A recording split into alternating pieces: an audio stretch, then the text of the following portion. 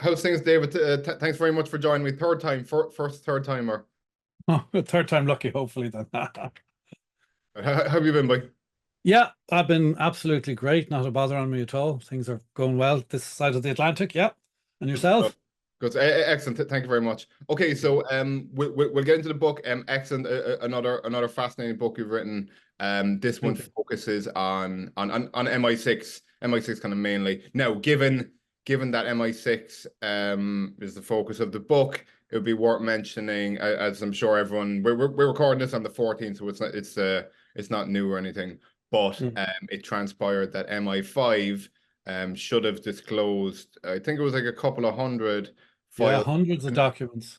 Exactly, yeah, to the Yeah. Canova team, having assured the Canova team that they were being given full access. I read an Mm. article by Peter Taylor, and he said that the new files are expected to reveal that MI5's knowledge of SCAP went back to the late 70s when he was recruited, as opposed to Mm. 2003 when they claim they became involved just for rehousing. Any thoughts? Yeah, I mean it's bewildering, isn't it? They're either telling the truth or they're not. It's as simple as that. If they're telling the truth, what they're saying is that they, notwithstanding an opportunity of over 8 years, because the Canova probe started 8 years ago, they they only found these documents now. Look, anything's possible, and they're uh, digitalizing their archives, and that's how they came across it. That seems astonishing, but look, it's possible. If they're not telling us the truth, well, then there's some machination going on in the background, and I was thinking about that, and the only thing that occurs to me is possible, and it's a positive thing actually, is that these documents, which were allegedly found in April, um, they were found just before the May election in Britain. And it might just be that with this incoming Labour government, there might be some people who just want to push the truth out. In an organization like MI5, there are undoubtedly uh, cohorts of very honourable, decent, law-abiding people. I'm sure there's some scoundrels there still, but they can't possibly be as bad as the appalling, ghastly, dreadful people who were in MI5 in the 70s and 80s.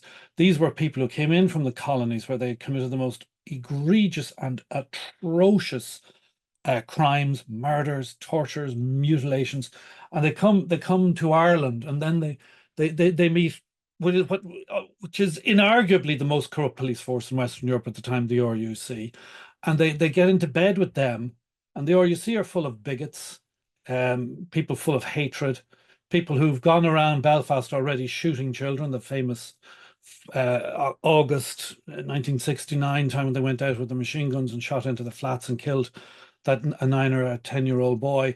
So this the police force. So you're marrying these two, and then they get into bed with the UVF and the UDA.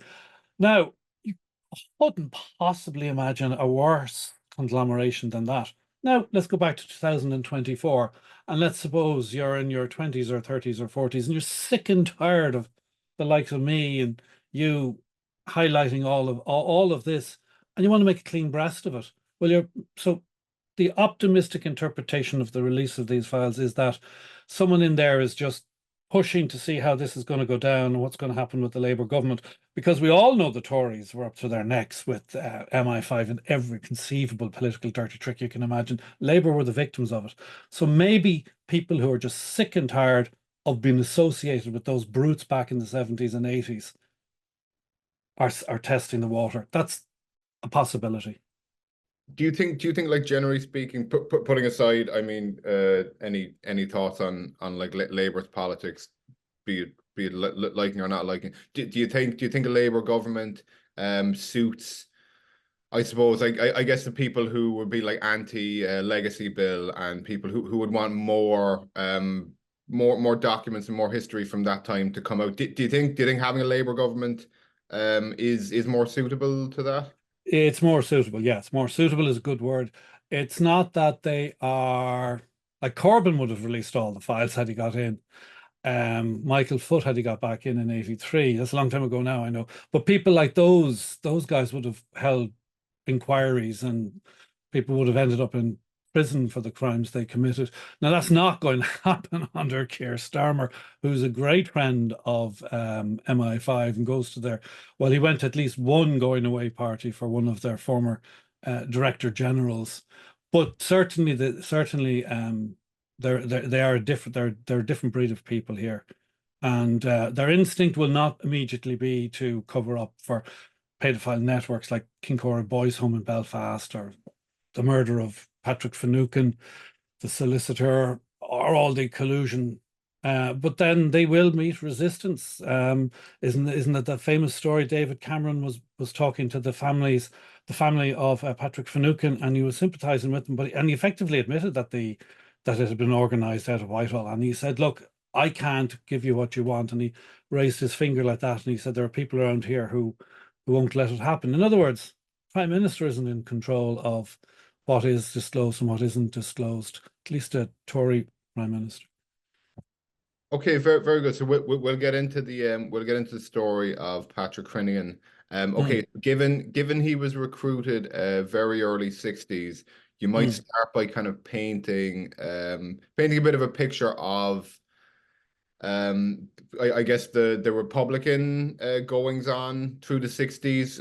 I mean, they didn't know at the end of this decade they would very much kind of be needed and have to take action. We'll say, yeah, give us a bit of an idea of the movements within the Republican movements. I mean, it's the Cathal Goulding. Yeah, okay. Well, there had been the border campaign, started out in 56 and lasted maybe 2 or 3 or 4 years, and certainly was fizzling out by 1960. And then Charles Haughey became Minister for Justice, and he stamped out the last embers of that campaign by introducing military courts and basically throwing people in prison in a way that the ordinary courts weren't set up to do. And the IRA threw in the towel, and they ended the campaign. And then they elected the new chief of staff, and there were others, of course, elected onto the Army Executive and the Army Council. But the key figure was Cathal Goulding. Now, Cathal Goulding had spent the guts, well, virtually all of the border campaign in prison in England with Sean McStephane. And one of the people he hung out with was Klaus Fuchs, the atomic bomb spy. Features in a peripheral way in the Oppenheimer movie. People may have seen that. But Fuchs was a convinced communist, and he became very pally with Goulding, and serious people in the IRA believe that that's where Goulding became a Marxist as a result of playing chess and conversing with Fuchs. So he gets out of prison. He goes back to Dublin. McStephane also comes over. McStephane, and they're the two icons, if you like, of either side of this forthcoming split in the IRA. I mean, you know, there were loads and loads and loads and loads of others, but for simplicity, let's just focus on them. And one of the things that Goulding did after he took over the IRA as chief of staff in 1962 was to try and pull it away from physical force violence towards left-wing politics. And McStephane was aghast at this. So whilst there was activity, and I've described some of it in the book, whilst there was activity, the whole thrust of it was towards politics, left-wing politics. In other words, the same journey that the official IRA took after the IRA split, when they became eventually the Workers' Party, and then some of them joined the Labour Party, and before you know it, they're in sitting at the cabinet table with Fine Gael. So God knows what might have happened if the split had, or if Goulding had taken off earlier. Who knows? My God, he could have been sitting in cabinet with Fine Gael ministers. He did, after all, end up living on Aylesbury Road, and anybody who plays Monopoly will know that Aylesbury Road is the second most expensive street to buy on the Irish version of Monopoly. He lived in this magnificent house. It would cost, I'd say, 10 million to buy now. That's where he ended up. Now, he didn't own it. His partner at the time owned it. But that's where our brave Marxist socialist guy ended up. You know?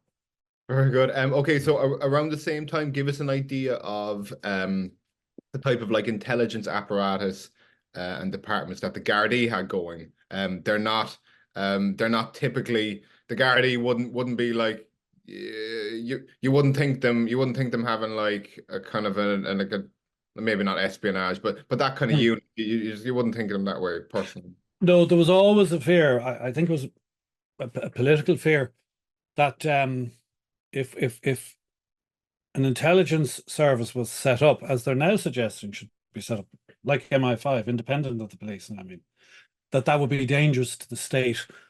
So what they had was the intelligence service was inside the police. And certainly during the Troubles, if not before it, if you were in the special branch and you got a promotion, you couldn't be promoted and remain inside the branch. You had to go back out into the ordinary force. And then you could go back in at a later stage, perhaps at your next promotion. And the idea was that these guys would never become a state within a state.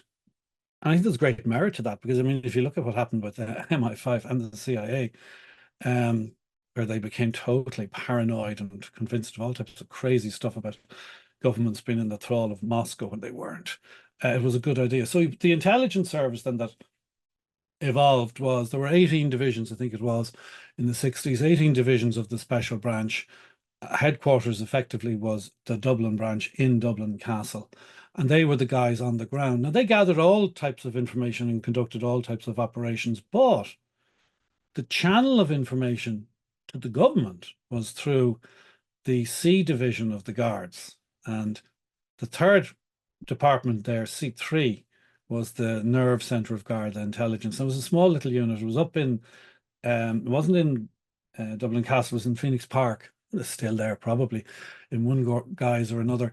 And they analysed all the reports coming in from all over the country. So they might be told by Galway Special Branch that such and such a fella is taking a couple of days off work, and then they might find out someone else has hired trucks, and then they might find out somebody else down below in Kerry or somewhere like that is organising the thing with the fishermen. Now, the three separate departments mightn't be able to figure it out, but C3 will be able to say, look, there's a shipment of guns coming in from Colonel Gaddafi. They're going to be collected in the trucks, and then they're going to be brought up and housed in Galway or something like that. So this was the intelligence analysis department, if you wanted. And it got every single report, security report from the Guards, from the special branch, brought to it, lands on their desk, and they had to do a monthly report, the monthly confidential report, the MCR it was called, and that was sent on to the government. And we fast forward now, lo and behold, guess who ends up as the editor of the monthly confidential report in this small little unit? Our friend Patrick Crinnion, the MI6 spy. So MI6 had access to every single secret the police had. And not only that, Crinnion was recruited by a guy called Thomas Mullen, who had been in C3 before, and he was retiring. So he passes the baton on to Crinnion. That was all covered up. The Guards found this out. Mullen made a confession. That was all covered up by Larry Wren. I wonder why. And not only that, but Mullen told them that he in turn had been recruited by someone else. So there were three of them at least. In other words, since the Second World War, every single security secret the state had, Brits had. So that's the apparatus, and that's how it was completely, utterly, and totally penetrated by London. Interesting. Speaking of Max Stephan, he was I believe he was a guard informant since what, the early 60s? Well, now this is very kind of complicated. He never was disloyal to the aspects of republicanism in which he believed. Never. He was an opponent of the Marxist infiltration, as he saw it, of the IRA, Goulding and those people, Garland, Seamus Costello, people like that. And he, having spent nearly 7 years in prison in England, I think he didn't want to go back to prison again. So he came up with this ruse whereby he was getting dollops of money from the state. He was informing on and causing trouble and mischief for the people within the IRA he didn't like, and enormous trouble for Fianna Fáil, as I can describe to you later on. And never once let his own wing or faction of the IRA down. And that was eventually his undoing. Now, how he did it was this. He came over to live in Ireland. He ended up in Cork, your own neck of the woods.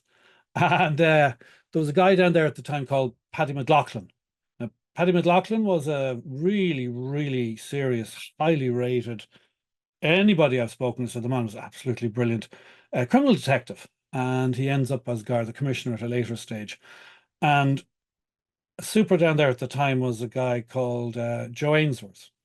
Ainsworth later became deputy Garda commissioner under McLaughlin. So their relationship and friendship goes back to the back to the 50s, I'm sure. Anyway, McStephon approached McLaughlin, criminal guy, and McLaughlin did the absolutely correct thing, which was he handed him over to intelligence. And the guy running the special branch at the time was himself one of the old IRA guys who've become a policeman and all of that. And his name was Philip McMahon. And Philip McMahon couldn't believe his luck and swallowed like a clown, a fool, and an idiot everything Mike Stephon said to him. And the results ultimately for the state were catastrophic. McMahon was the wrong man, the wrong place, at the wrong time. And he was also kind of there's something very unattractive about him. He used to once he'd gotten Max Stephon, or so he thought, on his books, all of a sudden all these special branch guys who were going to great trouble trying to find out a little bit of what's going on over here in Mayo or Galway or whatever it was, all of a sudden they weren't being pressed hard anymore. Some of them were press ganged into going down to McMahon's farm and working on it. Could you imagine that happening nowadays? Could you imagine? Because Max Stephon was feeding your man some stuff, and there's no doubt he was feeding him stuff that was accurate as well. But he was playing a game, and he was playing a long game, and he played it very, very, very successfully. And he played it for 12 years until they finally rumbled him. Maybe we can come back to that later on if we get as far as the arms crisis again. No, you're grand. Okay, so give us a little bit of an idea of what Patrick Crinnion was like. He was recruited at a relatively young age, pretty early in his career, Yeah. right? Well, first of all, he was a really bright guy, really intelligent. And like a lot of guards, actually, a lot of guards are very bright and intelligent, and a lot of them are internationally as well. I'm talking about are in Mensa, and he was in Mensa. Now he grew up in humble circumstances in Bray, and his mother was a housekeeper up in Powerscourt. And I don't know if anybody's ever been to Powerscourt, you could not possibly forget that the magnificence of that house and the estate, and it's a fabulous place. Parts of Barry Lyndon were filmed up there. So his mother was very highly valued because the Powerscourts, or the Wingfields, I'll call them the Powerscourt just for simplicity. The Powerscourts had a row of cottages, and their most valued workers were allowed to live in these houses. So Crinnion kind of grew up in this kind of servile, Downton-esque atmosphere, kind of tugging the forelock to his lordship and all the rest of it. The Viscounts seemed to be terribly decent people. I mean, nobody ever tried to burn them out of their mansions or anything like that. They were accepted. They were very good employers. They employed at one stage during this time I'm talking about 200 to 300 people. So put it this way, Crinnion did not grow up in a Republican background. Now down the road from him, he grew up in Bray. Down the road from him, you've got Seamus Costello, born within 12 months of each other, and Costello was brought up undoubtedly in a Republican family and ends up in the IRA, and then eventually ends up setting up the INLA. So Crinnion, having done very, very well in his Mensa, he joins the Guards, and within a few years, they've realized how bright this guy was. And they bring him into the special branch. And at some stage, there was some type of a leaflet campaign down in the west of Ireland. And some politicians were being smeared, and the branch were sent down to find out what they could to stop this. And they weren't able to. But rather than give up, what they used to do was have a kind of a round table. They bring everybody into a room. They'll be sitting around tables, there'll be guys standing at the wall. And Crinnion was invited along to one of these, and he sat back and he listened, and he figured out exactly what was going on, because he had this amazing memory, and he could put together little things because he forgot nothing. And he figured out who it was. And the head of C3 then called him in to interview him, obviously to find out, did you really work it out or did you know something? And when he realized your man had really worked it out, Crinnion was brought into C3. So he's now one of the 11 people in C3. Then he falls under the sway of Mullen. And when Mullen was being interrogated by a special branch detective a decade later called Mick Hughes, he said to Hughes, well, look, there has to be someone who'll pass on the information to London.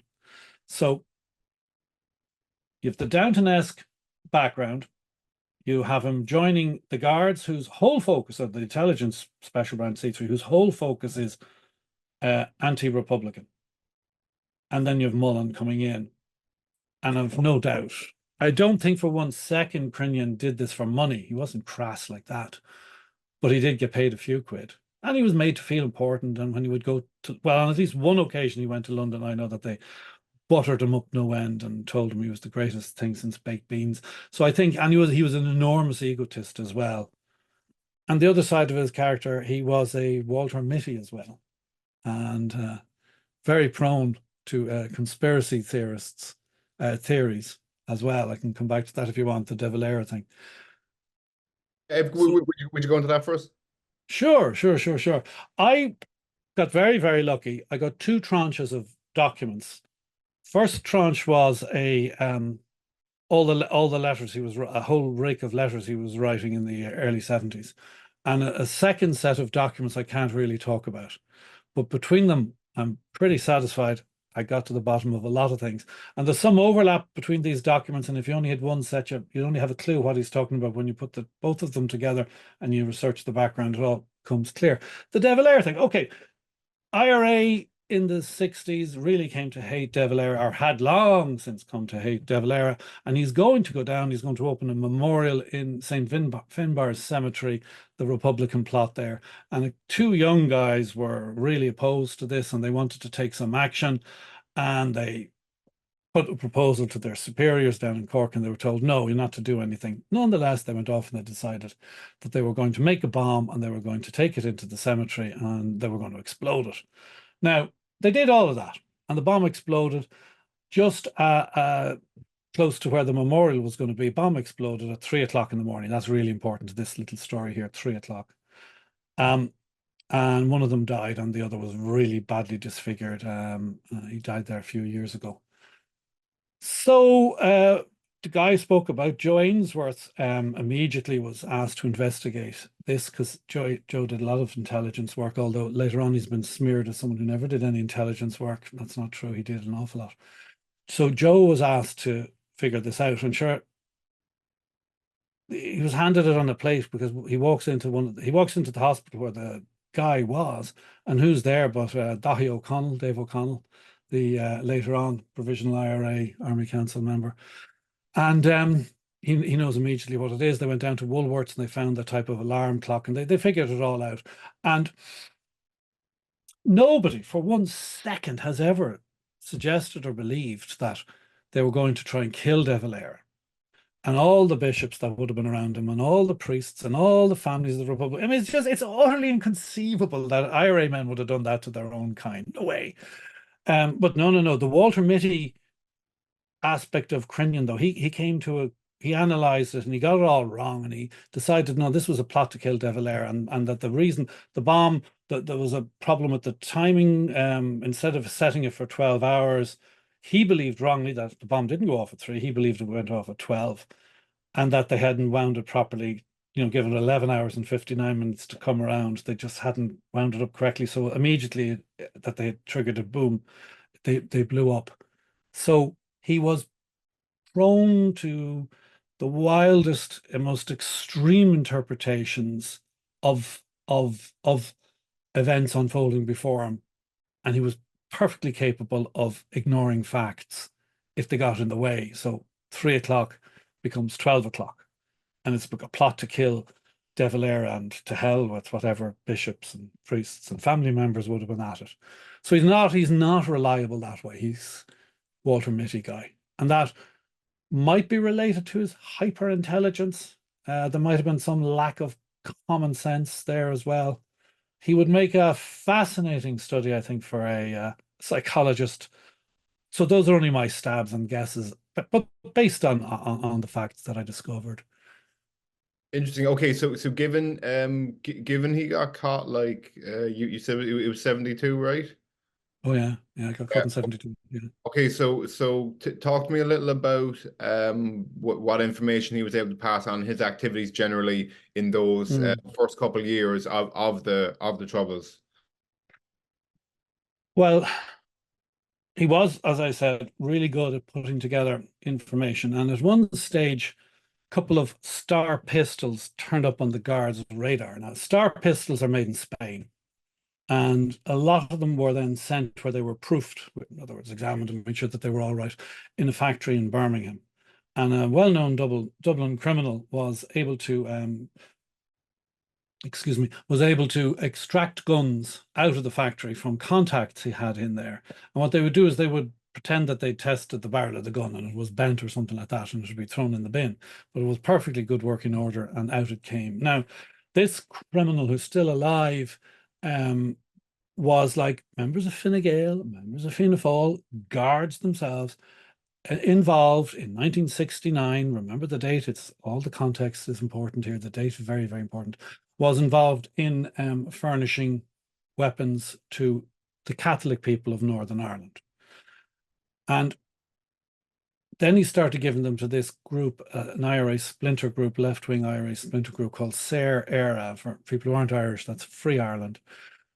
And there was a guy who was living in Bray, actually, was caught with them, and he said, oh, he got them in such and such a place on a boat and all the rest. But Crinnion was immediately able to say, no, this, first of all, this is nonsense. I know exactly where these guns are coming from. I know exactly who this person was, and his brother was involved in the IRA during the border campaign. And he put it all together, and then he would have obviously liaised with his MI6 people, and they realized that the guns were being shipped out of this factory to Saor Éire, and then later on to the IRA. So this is the type of usefulness that Crinnion provided with them. So what did MI6 and whichever intelligence departments that they were working with, probably a combination of MI5, which is internal British intelligence, and MI6, because we're the Republic of Ireland, overseas intelligence is involved. What did they do? They set up a sting operation, and they let a lot of guns come through to Dublin, and one of them was used to kill a Garda Fallon later on. But these guns were coming through, and they used it. MI6 were then able to use it to find out, well, who's coming to England, who's looking for guns. And Charles Haughey's brother Jock was looking for guns, but again, not for the IRA, not for Saor Éire, not to overthrow the state. No, just like everybody else, including guards and members of Fine Gael and Fianna Fáil, who are shipping guns individually across the border in August of 1969 and in September of 1969 to give to the nationalists to stop the Shankill Defence Association coming in and burning down another couple of houses, hundreds of houses. So when Crinnion found out that Jock Haughey was involved in some of this, in bringing across some guns, of course, the Walter Mitty kicks in, and now he sees a plot involving Jock Haughey and his brother Charles, Saor Éire, disloyal members of the army. They're going to overthrow the state. They're trying to set up the provisional IRA and E. So this is the origin of the myth that Goulding certainly equally came up with, or heard about and followed it, and without a doubt MI6 have been peddling it peddled it for decades. And it's the subject matter of the Enemy of the State book I wrote, that Haughey was trying to set up the IRA and all the rest. All complete lies and nonsense, but it comes from this Walter Mitty character. Now, what proof did he have, or how did he try to persuade his bosses of this? Now, remember, he's an MI6 agent at this stage, and MI6 they're in there from this point on. MI6 are ferociously interfering with domestic politics in the Republic of Ireland. And that's really what the book is. It's a study of how they try to control, direct politics. And they were very, very successful to a large extent. So they had set their eyes on Haughey and Blaney. They wanted them out of the cabinet, and they ultimately succeeded. So there was this guy, and I used to know him well. Um, I knew him as Jerry Furlong, the local newsagent up in Donnybrook. Jerry Callan actually turns out is his name. Furlong's was the family name, the shop on his mother's side, I think, or his aunt's side. And Jerry was one of the really, really nice, pleasant fellas. And he had been involved with Clonnapublic, Sean McBride. He was a personal friend of Sean McBride and his family. Um, and he had a house down in Roscommon and Boyle, Knockvicar. I've been down to try and have a look at it.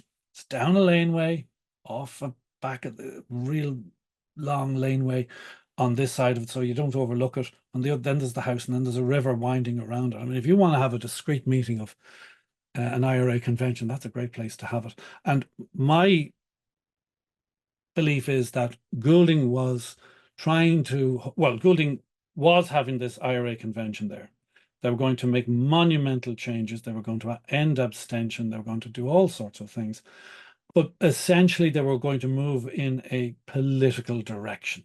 And that's exactly what Sean McBride had done after he had been chief staff of the IRA. And then he'd left. He'd gone into domestic politics, gone into cabinet with Fine Gael, goes on and becomes a Nobel Peace Prize winner, sets up Amnesty International and all of that. So I think he was helping Goulding. And he was friendly with Jerry, the newsagent in Donnybrook, and he says, can you lend these guys your house? And Jerry Callinan did. And no sooner had he done that than the police were all over him and telling him, because they knew he wasn't a subversive at all. I mean, Callinan had stood for Clonnapublic in one of the general elections, so he wasn't. He was a straight guy like that. And they told Callinan, look, do you know what your house has been used for? And so basically, after a minute or two, both of them knew, yeah, it's been used for this IRA meeting. So Callinan was told to step back and not to go near the house, let the guards watch it. I have absolutely no doubt that that they bugged the place and that there are transcripts of every word of it in the archives somewhere. So what does Crinnion make of this? Well, at this stage, the newsagent is elevated now to the status of the man who sets up the IRA. And because he's in Fianna Fáil, therefore Fianna Fáil are involved with the two, and Haughey is involved with the two. So this is the origin. This is the foundation stone, the shaky, porous foundation stone of this lie that the meeting was controlled by Callinan and Haughey and Blaney, and that the IRA was, if you like, I exaggerate a little bit here now, but the IRA was this harmonious organization. And if it wasn't for the newsagent and Charlie Haughey, the IRA would never have split and it'd have gone on holding hands and everything would have been rosy. So again, it's as ridiculous as his analysis of the De Valera plot. You fast forward then a little bit later, and the guns are coming in for the Citizens Defence Committee. Now, who are they? Citizens Defence Committee were everybody. They were all the Catholics in Northern Ireland who didn't want John McCaig and William McGrath and Paisley and all the others coming in and shooting at them, burning them out of their houses and what have you. And the chairman of the central body was a guy called Tom Connaughty. He later became an advisor to William Whitelaw, Secretary of State for Northern Ireland. So automatically, this is not an organization that's a puppet of the IRA. No. The secretary of the Belfast branch of it was Paddy Devlin, SDLP guy, later on a minister in the power sharing government. Again, not a provisional IRA. There were IRA people, of course there were. There were priests, businessmen, there were all types. The most prominent IRA man was a guy called Jim Sullivan. Official IRA, though, not provisional IRA. So you have these people who cannot, still to this day, who cannot possibly be unaware of these facts. For whatever reason, misportraying the Citizens Defence Committee as nothing more than a front for the provisional IRA. Now, they have a lot of questions to answer for as to why they lie and lie and lie and lie about this organisation. Anyway, these were the people for whom the arms crisis guns were coming in. Now, couple of people blew the whistle on it.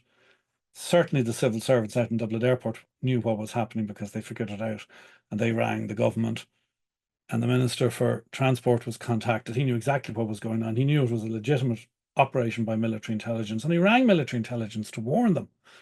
Um, uh, but British intelligence, without a doubt, knew. And the gun runner was very, very friendly with the guy who Deval. I can't remember his first name at the moment. Anyway, Deval would have tipped off British intelligence, who were all over this anyway. So everybody knew these bloody guns were coming in. This was quite possibly the worst covert operation mounted in Western Europe after the Second World War. I mean, Monty Python would have done a better job out of this. It was pathetic. But what's really important is the motive. Who were the guns for and why? And the guns were going to be kept on this side of the border. The original plan was to put them in a monastery, but the monks wouldn't let that happen, so they were going to go somewhere else. But they were not going across the border. And even the state evidence at the trial was they weren't going to go across the border. And if they were going to go across the border, it would only have been in circumstances where the British Army were no longer protecting the Catholics, or were overstretched, or the whole place had gone up in flames. In other words, guns would have just stayed where they were. A couple of years, gathered dust, and would have come back to Dublin. But no. According to Crinnion, now this is more proof. Forget Knockvicar now and our newsagent friend. Now we've got guns coming in, and they're for the IRA. But all the guards' evidence contradictorily about contacts, if any, between military intelligence and the IRA were with Goulding. It was not the provisional IRA. So none of this makes sense. In other words, bottom line here is the guns were not coming in to set up or help the provisional IRA. Absolutely not. So Jack Lynch, yeah. Okay. So Jack Lynch covers this up. And this is the most devastating thing that Crinnion ever did. So British intelligence know what's happening. Jack Lynch is covering it up. Jack Lynch has told his cabinet that that's an end to the matter. There won't be any more attempts to bring in weapons, and Haughey and Blaney can stay in cabinet. And Peter Berry, who's in charge of the Department of Justice, who hadn't a clue what was going on because this was a military intelligence operation and he was not privy to it. He got in a panic because he felt that he writes about this in his diaries. He got into a panic and felt that this is a bad thing for him. But in fairness to him, he didn't leak it. Somebody else did. Now, what I found in one of the letters from Crinnion, which was addressed to Garret Fitzgerald, he admitted that he had, quote unquote, precipitated the arms crisis. Now, how was the arms crisis precipitated? Well, I believe this is the big revelation of the book. It's always been known that the leader of the opposition, Liam Cosgrave, got a note middle of the night in through his front door saying, this had happened, and Blaney and Haughey and that with military intelligence were bringing in weapons. And so whoever dropped that note in sneaked up the long laneway up to Cosgrave's house, dropped it in the letter. Whoever that's the person who precipitated the arms crisis. And in this letter, Crinnion says, he doesn't say I sneaked up the laneway, he says I precipitated the arms crisis. Now, there's loads more indications that it was Crinnion. Go into it in more detail in the book. But you now see absolute havoc in Irish politics. Whole thing is thrown up into the air. 4 government ministers, 3 senior and 1 junior ministers are out of office. Fianna Fáil splits. Blaney never comes back. There's internecine feuding. Aontacht Éireann is set up. Even later on, you got the Progressive Democrats are a byproduct eventually of this. Absolute havoc reigns. And it's all because MI6's agent in the Guards blew the whistle to the leader of the opposition. Otherwise, it would have been covered up. It's tough to kind of speculate and go back in time and mind read and so on. Do you think do you think the intention of MI6 was just to kind of cause disruption in the without a doubt, yeah. government? I mean, what else was going to happen? If that hadn't happened, Haughey and Blaney would have stayed in office, and now they're gone. And it's delivered by their man, MI6. And at this stage, he's been working for them now for 9 years. And just before he was caught, one of the kind of zanier little things, he was Crinnion and Mullen, the fellow who'd recruited him, was now retired. They were trying to manufacture a link between Haughey and a factory in Dublin on the basis that it was a mafia factory and Haughey was in bed with the American mafia. Now, that sounds utterly ridiculous at this stage, but got to remember, at the time, the biggest movie going was The Godfather, and we see Don Corleone manipulating all the senators and all of this in that movie. So this was the type of smear that they were trying to do, and they were about to launch it, but Crinnion got caught. Interesting. Sorry, we actually haven't mentioned the title of the book. It's Puppet Masters. Speaking of that Godfather, that kind of stuff. Yeah. Okay, yeah. Talk to us about how we got caught. It's of particular interest. Yeah. Okay. Well, British government was they've succeeded now in getting rid of Blaney and Haughey, and Lynch is still there, and they're trying to get really stern, hard anti-IRA legislation in place.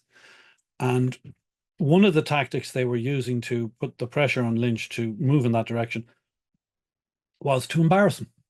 So Crinnion, editor of the monthly confidential reports I referred to earlier on, was undoubtedly feeding this information to the Brits. And I think there were others at it along the chain. I don't think Crinnion was the only spy. I think there were spies in the Department of Justice as well, and elsewhere possibly.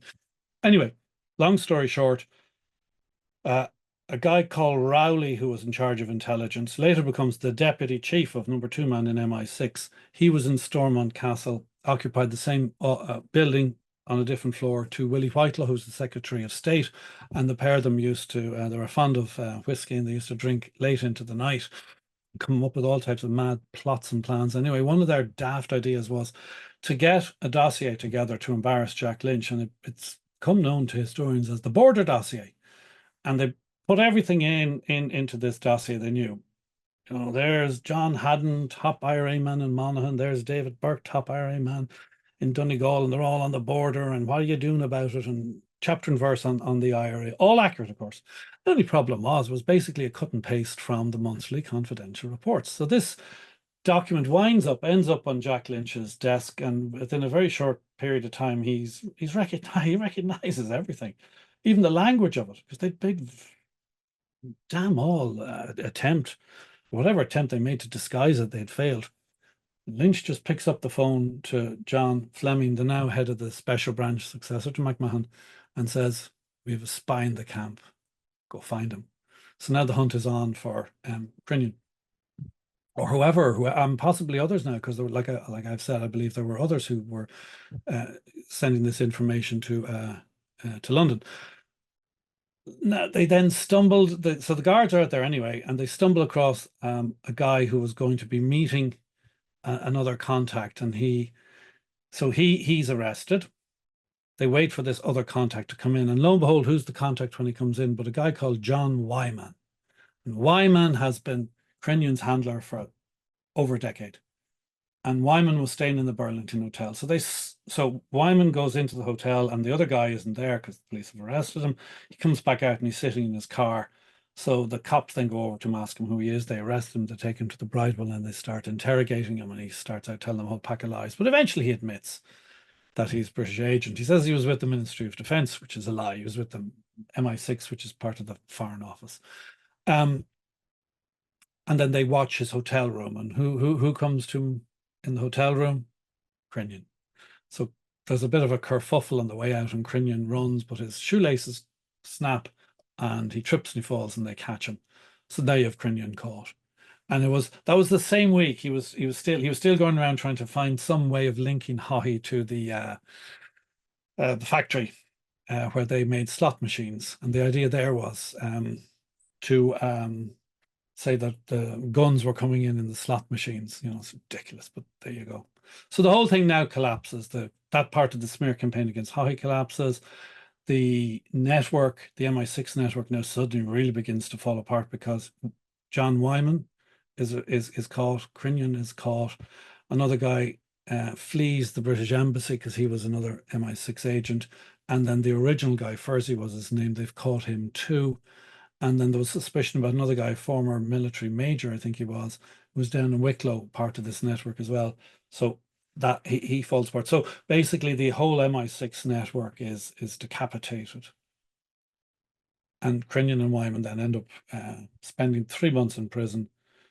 They're convicted on lesser charges. The more serious charges can't go ahead because the lawyers insisted that if you're going to proceed with those charges, you have to produce the documents. And there's no way in the world the guards were going to produce the documents. So Crinnion and Wyman are let out of prison. One of the barristers drives one of them at least up to Mountjoy ahead of the paparazzi, ahead of maybe IRA assassins too.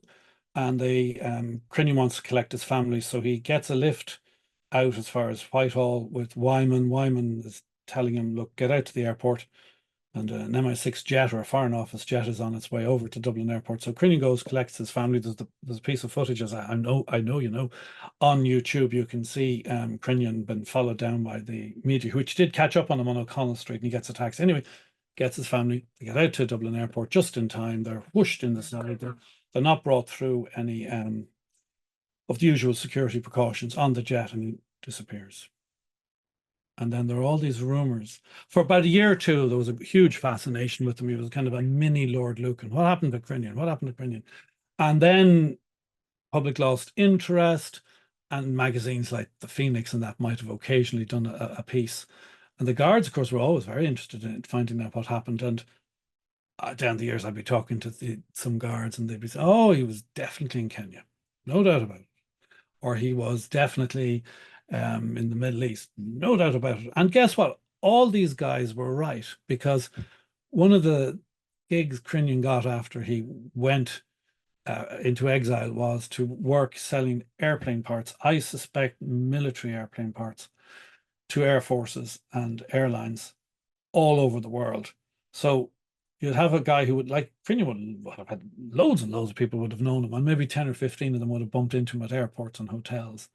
Kind of suited him a lot, because if people were convinced he was in Australia or Florida, he used to go to Sarasota, or Kenya or Nigeria, they're not looking under their nose, because he was living in Surrey and his family were visiting him.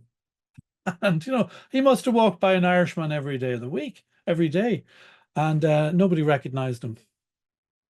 So he became a very rich man, was very successful, owned properties. At one stage, he was thinking actually of going to live in Florida. Lovely red brick house in Surrey, heartland of Tories. His MP was a guy who'd been to Eton, all the rest of it. He'd taken to wearing cravats, and he'd become a very condescending type of a guy who would lecture people on, oh, you know, you shouldn't have a dog anywhere near the meals, and you know, highly intelligent, but with no common sense, no emotional intelligence, and rub people up the wrong way. But he was always keeping an eye out. He was always a little bit afraid that someone would come for him. Now, 30 years pass, and the old wrinkles are on the face, and his appearance has changed. And there's I only 1 or 2 pictures of him available to the public, and he's now no longer recognizable. So he comes back to Ireland. I know exactly where he was living. I can't say for the moment. I don't even go into that, if forgive me. But he comes back to live in Ireland about 2001 or 2002. Sold his house in Surrey. You can go on the internet and you can find it. If you know the correct address, you can see how much it went for and all the rest of it. Anyway, he came back to Ireland, false passport, and lived here unmolested by anybody until he died in June of 2021. He died during COVID, and his ashes were taken up to the top of the Sugarloaf overlooking Bray and scattered to the winds. Go away, wow. So he I guess he did kind of get away with it. Oh, completely, yeah. He got caught, but then, you know, nothing kind of came, but interesting.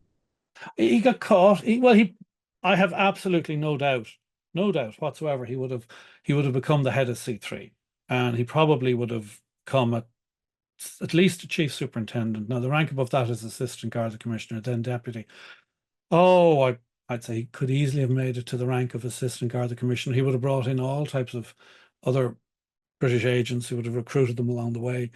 But it was a wrench, of course, for me. His house was vandalized. He had to uproot his two boys, take them to England, and but financially he did all right. Financially he did all right. It must have absolutely, though, it must have really galled him when he saw later on that there were other people who had harassed and were behind the prosecution of him, which were exactly the same thing. A couple of years later, Larry Wren and Ned Garvey, who was Garda Commissioner, head of intelligence before that, head of the C division, giving files to Fred Holroyd and people like that, doing exactly within like 2 years of your man's release from prison, they were doing exactly what he was doing. So the whole thing's very murky. There's a huge element in my mind, though, that there were others there and that Crinnion was just a scapegoat. And once Lynch wanted a scalp, and he was the scalp that was found and delivered. Right, you alluded to it there, and what do we know and what can we speculate about MI6 penetration of the Gardai post Crinnion? A wholly owned subsidiary. Wholly owned subsidiary. I won't go into it now, but I'm going to do a book. The next book I'm going to do, if I can find the time and energy, is about the division in the guards. But essentially it boils down to this. There were three streams, if you like, in guard intelligence. The guys who were there, did their job, went home, managed the local football team, petted their dog, and looked forward to the pension and didn't get involved in the politics. Then there was the pro cooperation with Britain. I'm not necessarily saying that they were on the payroll or they were taking orders, but they were cooperating. And then there was the McLaughlin Ainsworth crowd who, and by the way, sorry, the pro-British faction were involved in all types of crime, including murder and kidnapping. And then there was the other faction in the Guards who didn't like this, thought that C3 should be more than a local branch of MI5 and MI6, and push back against that. And that all exploded into a vicious war about which the public knows nothing. And there's all types of media manipulation and horrible things were going on to cover all of this up. So does that answer your question? Yeah, God, I'd look forward to any other books on the subject that Well, you. your hair will be as grey as mine, John, by the time that book comes out. That's funny. That's funny. Without going into any details that you can't, for this and other books, you've you've had the privilege of like being able to look through like old files and stuff. What's that like being God, being almost like Indiana Jones, being able to come along and discover like a kind of a dusty box and look through files from decades ago? Well, the first tranche of Crinnion letters I got was great academic. I'm sure he will disagree with a lot of what I'm writing about my interpretation of it, but we get on well. He's a great guy. Tony Craig is his name. He deserves the credit for it. He found these letters up in Armagh in the Archbishop's Palace archives up there, and I was then able to go up and get them. And I had the book written now. There's about 300 actual pages of text when you strip away all the introductions and indexes and that. It's about 300 pages there. I had about 250 pages written, and I was happy with it. And it was based on those letters. And then I came into, this is the eureka moment, this is what you're talking about. I came into a possession of another tranche of documentation, and I mean, I quote from them extensively in the book, but it was, my God, it was an eye-opener. I mean, I now knew not just what he'd done, but I knew which route he took to work. He could buy the creamery. I knew his excuse for this. I had his explanation, which about the Haughey mafia thing. So he kind of all of a sudden going from black and white to color. And it was really, really exciting. So I put the book back about 6 months, but and then the problem was I now had too much information, so I had to cut 3 chapters from it. One chapter was what I thought might have happened to John Wyman, the MI6 handler. We haven't spoken about him much, but he features right the way throughout the book. But my friend Michael Smith, editor of the Dublin magazine Village, he published that chapter, which I was very, very, very, very chuffed and pleased about that. And that's now, if you go to the Village website, Village magazine website, he is now, that is now up on the Village website. So you can read that. There were two other chapters which the book can easily survive without them. I don't know what, I might put them up on the Covert History Ireland website at some stage. But yeah, finding that second tranche and talking to a couple of people who were around at the time and that, yeah. And that's the thing is, you know, a lot of books that come out and it's maybe 10% new information. I would like to think, pat myself in the back, I would like to think that this book, there's a hell of a lot of absolutely brand new information. And if there's a theme in the book, John, it's how MI6. Well, the Foreign Office was operating at two levels. The Foreign Office was putting perfectly legitimate diplomatic pressure on the Irish government, perfectly legitimate normal diplomacy, but underneath it, there were all these dirty tricks. And we didn't go into the 72 Dublin bombings, we didn't go into the Little Johns, but they were doing all of these dirty tricks, stealing secrets, border dossiers, dropping notes into Liam Cosgrave's house to precipitate the arms crisis. So the theme of the book really is how MI6 were controlling political events in the Republic of Ireland, independent sovereign state, partner in the EU, through dirty tricks, including murder, because I mean the Little Johns were tasked to murder people as well. Very good. Anyone who's listened this far will love the book. Another very well written book by you. Thanks for that. Other than looking to the future, you mentioned interest in possibly writing a book about the Garda split. Any other, even if it's just like kind of vague plans, any other like aspect of the troubles or the conflict you might want to turn your attention to in terms of producing another book? Well, maybe I'm speaking out of turn now, but I'm talking to a former member of the IRA who was involved with the IRA from the time of the border campaign, all the way through the interregnum period, all the way then through the troubles, went with the provost, was on the Army Executive, which is not the Army Council, it's the next level down, the Army Executive from 1969 to 1986, and then he went with the Continuity IRA. So I'm maybe helping him with the book. Maybe, we'll see. But it's great anyway. I'll tell you this for sure. All of the historical information that guy has it's been recorded, so it'll be there forever. So that's occupying my time a bit at the moment. Good. Very good to hear. Unlike I suppose I read the Kitson book. Maybe that one wouldn't suit like a film or TV series as much as this one, but this book very much I think would make a nice kind of like one season Netflix thing or anything. There's a lot of like very interesting kind of moving parts. You could play Crinnion. We have Crinnion. I'll recommend it for you. It's funny you say that. One of Crinnion had a whole load of side projects or jobs. He was a part-time male model, would you believe? And he also provided security for Ardmore Studios in Wicklow.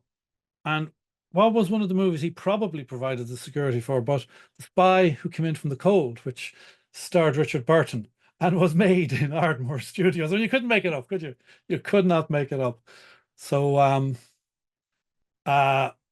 there you go. Life imitating art, maybe as well. Yeah. I obviously I think make a great movie. If there's any directors out there want to make a movie out of it, I'll certainly cooperate. But I don't think that's going to happen. Yeah, I say it, and I say it honestly about almost every book that I've read in preparation for an interview in the last year. God, like so many of them would make a very exciting film or TV series. And I think in today's world, like in order for people to, I think people need kind of like a gateway drug to get into a particular historical topic, like the Troubles. I think it would take seeing a film or a Netflix thing, and then it would spark their interest, and they'd read a few books. I think people need that kind of funnel into it, you know, nowadays. So. Oh, I mean, what happened? You see, I grew up with it, so I know what happened.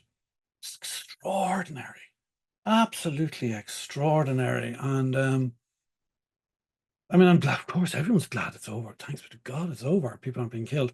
But I mean, what's going on in politics today, by comparison, is cure for insomnia, you know. in terms of just like shocking, amazing, incredible, unbelievable, astonishing events of the past. Absolutely. Thank you so much for joining me. Anyone, Absolute pleasure. Absolute pleasure. I was really, really looking forward to this. So thank you so much. of course, likewise. Thank you for sending me the book. I usually get PDFs from authors. Ah, It's a lot tougher to read from a screen. What was I going to say to you? Oh yeah, and next time, next time you produce a book, love to have you on again. A fourth time, my God. okay. All right. We'll keep in touch. Thank you very much. Sound out, David.